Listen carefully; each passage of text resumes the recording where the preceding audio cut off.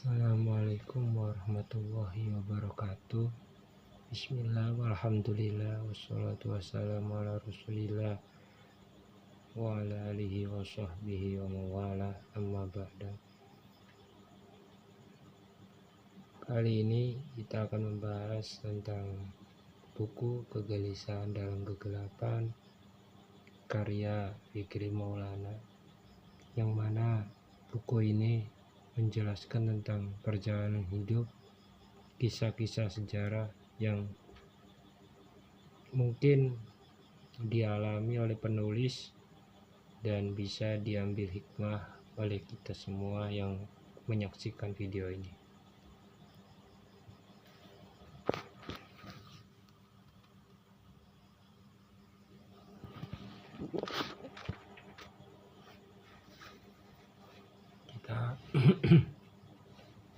Kita mulai.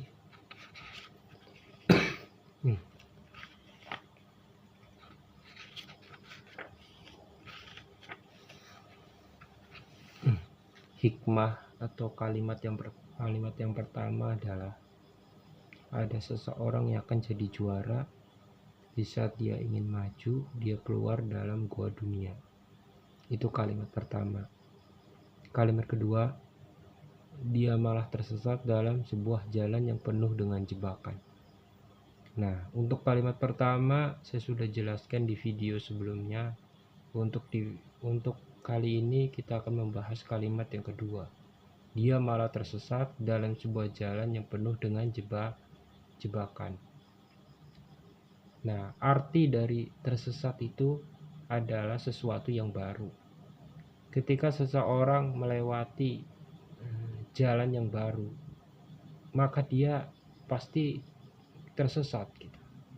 Pasti tersesat.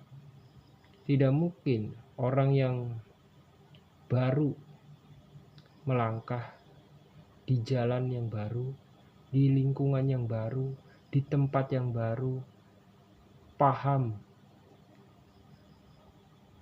apa yang harus dia lakukan dan paham situasinya. Tidak mungkin ketika seorang baru masuk ke dalam lembaga, ke dalam organisasi, pastinya dia mencari tahu dulu dalamnya, isinya, dan bagaimana cara dia mengelola atau menjalankan roda perusahaan, roda organisasi, dan sebagainya. Untuk itu, kalimat dia malah tersesat adalah sebuah sunatullah atau takdir, bahwa sesuatu yang baru pasti kita melakukan kesalahan. Tidak mungkin sesuatu yang baru itu kita lancar, mulus, tanpa ada gangguan. Itu saya rasa tidak mungkin, kecuali kita pernah gagal di luar perusahaan gitu. Kita coba, kita praktek. Sebelum masuk perusahaan kita praktek dulu, ya praktek kerja lah. Sebelum masuk ke lembaga organisasi ataupun apapun itu, kita praktek dulu, kita latihan dulu. Ya mungkin masuk organisasi, masuk perusahaan mungkin sudah langsung bisa, sudah langsung paham akan kondisi dan situasinya. Tapi yang baru pertama kali, ya tidak pernah ikut praktek kerja ataupun praktek yang lainnya, itu pasti sulit. Pasti dia tersesat. Pasti dia gagal. Nah, itulah. Jadi ketika seorang ingin maju, pasti mengalami kegagalan. Dan kegagalan itu wajar, ya. kegagalan itu wajar. Ada satu kalimat yang mengatakan kegagalan adalah kesuksesan yang tertunda. Kesuksesan yang tertunda adalah kesuksesan yang ditunda. Itu kesuksesan yang akan datang, bukan yang sudah lewat. Ya. Jadi dia malah tersesat itu artinya dia ini orang baru, dia ini baru berkecimpung, baru terjun ke lingkungan yang berbeda, ke situasi dan kondisi yang berbeda. Jadi pahami dan wajarlah bila dia salah, bila dia keliru, maklumilah bila dia banyak mencari tahu, banyak bertanya dan sebagainya, karena memang dia tersesat posisinya. Ya, orang yang tidak tahu itu ya sama dengan tersesat gitu. Cuman dia belajar untuk mencari jalan keluarnya. Lewat apa? Lewat pelajaran, lewat praktek. Jadi di samping buku yang banyak, prakteknya juga harus banyak untuk mencapai hasil yang bagus. Terus jebakan tadi adalah jebakan yang 4. Jadi kondisi jebakan itu ada 4. Ya. Dan orang baru yang masuk ke sesuatu lembaga atau suatu organisasi atau lingkungan yang baru pasti mengalami ini. 4 jebakan yang akan kamu hadapi. Yang pertama adalah jebakan duit. Jebakan duit. Ini yang bikin orang tersandung masalah. Banyak pegawai, karyawan, ataupun apapun itu yang terlibat kasus karena duit. Jadi jebakan yang pertama adalah duit. Itu sudah pernah banyak sekali tokoh-tokoh yang terkena kasus karena duit. Kedua, yaitu kesehatan. Ketika kita lagi bekerja sebagai pemula, sebagai orang baru, pasti kita dituntut untuk kerja keras. Ya, lebih keras dari orang-orang yang lama. Itu di pabrik itu seperti itu. Jadi biasa ada anak baru yang anak baru ini harus diberi pelajaran apa? Kasih dia pekerjaan yang banyak, anjay. Ya, lebih banyak dari seniornya. Ya, itu pelajaran yang biasa terjadi di lingkungan kerja. Makanya anak baru itu kadang selalu seperti itu. ya, tapi tidak semua juga seperti itu. Ada juga yang senior yang mengayomi, senior yang memberikan toleransi, cuman toleransi kebablasan gitu. Ya, toleransi kebablasan. Ya, akhirnya junior ini, anak-anak baru ini ya melawan,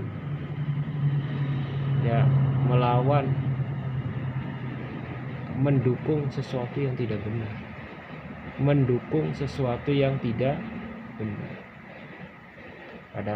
padahal itu salah. Tapi kenapa kamu mendukung itu? Nah, itu juga karena toleransi berlebihan. Nah, toleransi berlebihan juga berdampak negatif. Tapi kalau tidak ada toleransi juga negatif. Jadi serba salah. Sama juga dengan kesehatan. Jebakan kesehatan. Jadi itu mempengaruhi kesehatan kamu, kesehatan mental, kesehatan fisik. Ya, ketika disuruh A B C D E F G dalam satu hari, kamu pasti pertama-tama ngedrop. Ya, pertama-tama bikin kesalahan. Ya, habis itu dimarahin. Habis itu besoknya suruh seperti itu lagi. Ya, dilatih. Wah, terus saja kayak gitu tiap hari. Ya, sampai kamu benar-benar sudah lama kerja di situ, sudah lama berorganisasi di situ, baru ada perubahan sikap, ada perubahan cara orang lain memperlakukan, cara orang lain bersikap gitu. Jadi uang, kesehatan ini harus diprioritaskan. Uang, kesehatan itu harus ada, minimal uang. Ketika kamu sedang jadi pengurus organisasi atau lembaga tidak punya uang, bahaya. Ya, tidak bisa berjalan gitu. Tanpa uang itu tidak bisa berjalan. Juga tidak bisa berjalan kalau kamunya sakit. Organisasi, lembaga apapun itu tidak akan berjalan jika manusianya tidak ada. Manusianya ke rumah sakit semua, nggak ada yang ngurusin. Organisasi, lembaga, ya mau bagaimana lembaga itu bisa aktif, organisasi itu bisa aktif, ataupun yang lain-lain bisa aktif kalau sumber daya manusianya tidak ada. Oke.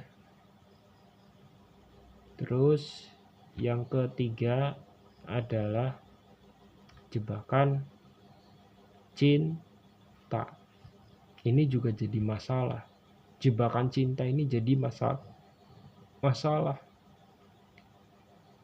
Apa aja contohnya? Jebakan cinta itu contohnya kayak gini.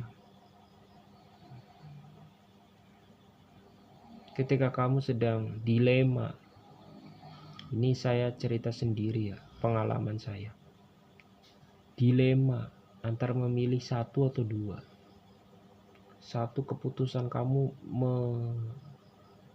mengakibatkan satu konsekuensi, mengakibatkan pilihan yang sulit.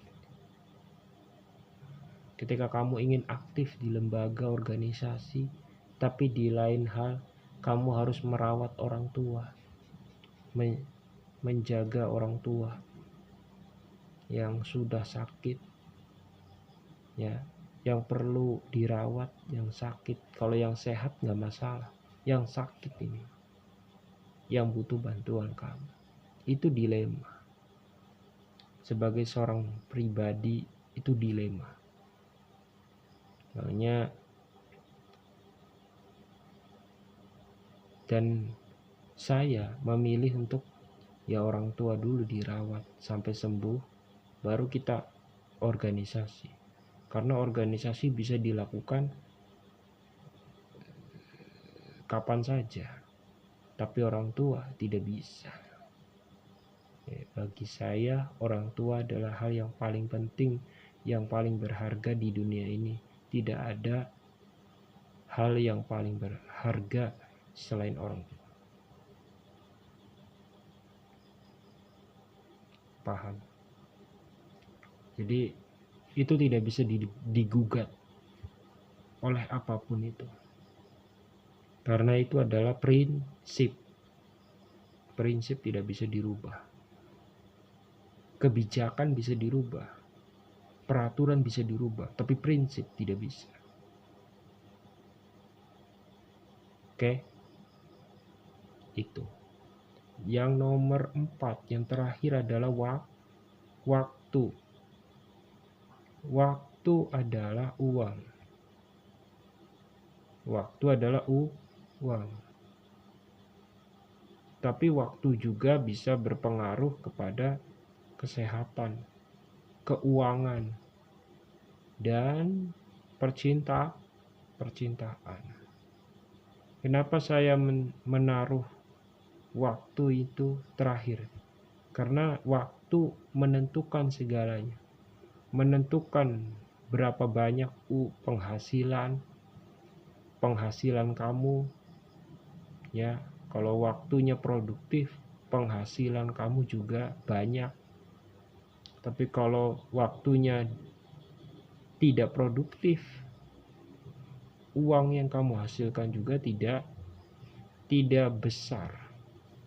Artinya kecil, karena tidak produktif sih.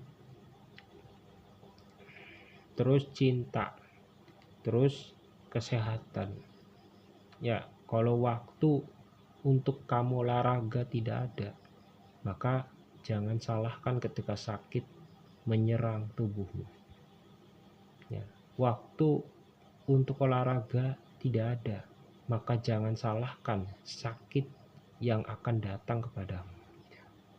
Ya. Terus cinta, gitu kan. Waktu ketemu sama orang ini, ya, waktu bersama orang tua, waktu bersama dia, waktu bersama kamu, dia, dan dia, gitu kan. Itu kan sangat-sangat perlu direncanakan gitu. Ya, waktu bertemu dengan dia dan dia itu kan perlu persiapan yang matang. Laki-laki itu seperti itu. Jadi rela berkorban waktu demi dia dan dia. Padahal dianya itu tidak menghargai laki-laki yang berjuang untuk dia. Oke. Tuh. Sekian dari saya. Kita baca ulang kalimat yang kedua. Dia malah tersesat dalam sebuah jalan yang penuh dengan jebakan. Jalan yang penuh dengan jebakan adalah jebakan yang 4 tadi, yaitu jebakan uang, jebakan kesehatan, jebakan waktu, jebakan cinta. Semua sangat berpengaruh pada diri kamu sendiri.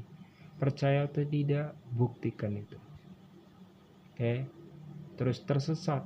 Kalimat dari tersesat ini adalah kamu orang baru mengenal lingkungan yang baru mengenal suasana yang baru, kondisi yang baru, pegawai baru, karyawan baru, pasti belum tahu peraturannya, belum tahu kondisi lapangannya. Jadi pasti banyak yang terjebak atau tersesat. Nah, ya, jadi menurut saya berhati-hatilah, carilah sebuah lembaga, organisasi, ataupun jalan yang bisa membawamu ke sesuatu yang lebih baik. Oke, itu saja pesan dari saya. Terima kasih. Wabillahi taufiq wal hidayah. Wassalamualaikum warahmatullahi wabarakatuh.